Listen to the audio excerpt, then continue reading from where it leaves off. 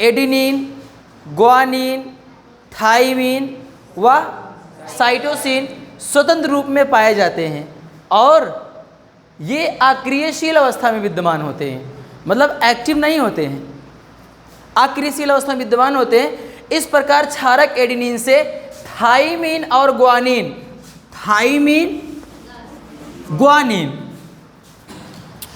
इस तरह से, इस प्रकार क्षारक एडिनिन से थाइमिन तथा ग्वानिन, क्षारक एडिनिन से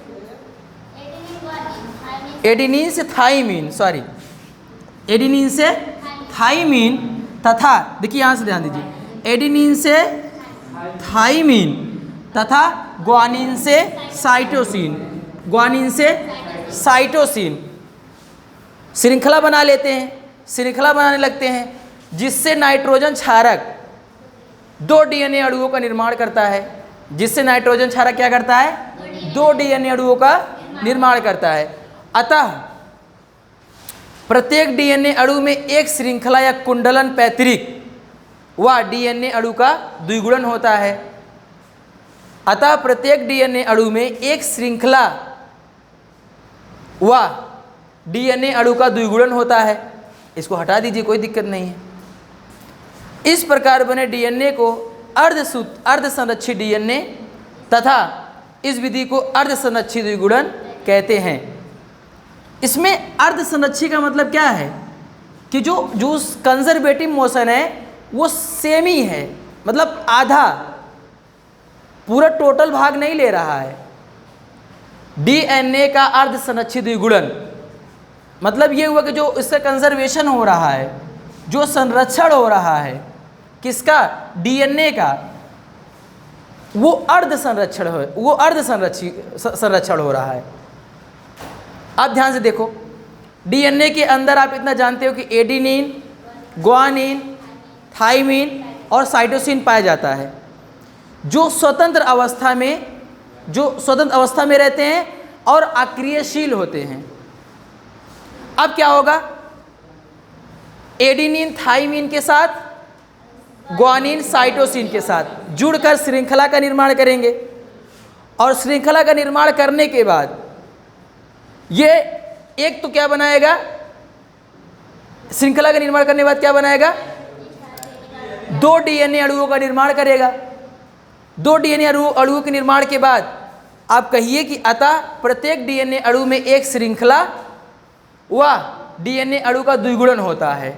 एक श्रृंखला या कुंडलन पैतृक व डीएनए अणु का द्विगुणन होता है और इस प्रकार बने डीएनए को अर्धसंरक्षित डीएनए तथा इस विधि को अर्धसंरक्षित द्विगुणन कहते हैं। किसका अर्धसंरक्षित द्विगुणन,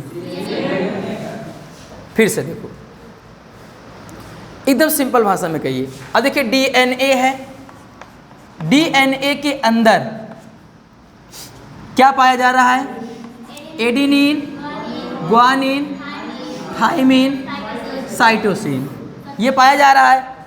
अब ये चला गया इसके साथ, एडिनिन थाइमिन के साथ, ग्वानिन साइटोसिन के साथ जा करके 2 डीएनए अणुओं का निर्माण करते हैं श्रृंखला बनाकर, और डीएनए अणु का निर्माण कर दिए तो कहिए कि इस अतः प्रत्येक डीएनए अणु में एक श्रृंखला पैतृक कुंडलन वह डीएनए अणु का द्विगुणन होता है। ठीक है, एक जैसे प्रत्येक डीएनए में एक श्रृंखला या पैतृक या कुंडलन पैतृक, दूसरा डीएनए अणु का द्विगुणन होता है और इस प्रकार जो डीएनए बनता है उसको अर्धसंरक्षित डीएनए तथा इस विधि को अर्धसंरक्षित द्विगुणन कहते हैं या डीएनए का अर्धसंरक्षित द्विगुणन कहते हैं। समझ गए कि नहीं? नहीं। ये है आपका डीएनए। डीएनए के अंदर क्या क्या है, एडिनिन, ग्वानिन, थाइमिन, साइटोसिन।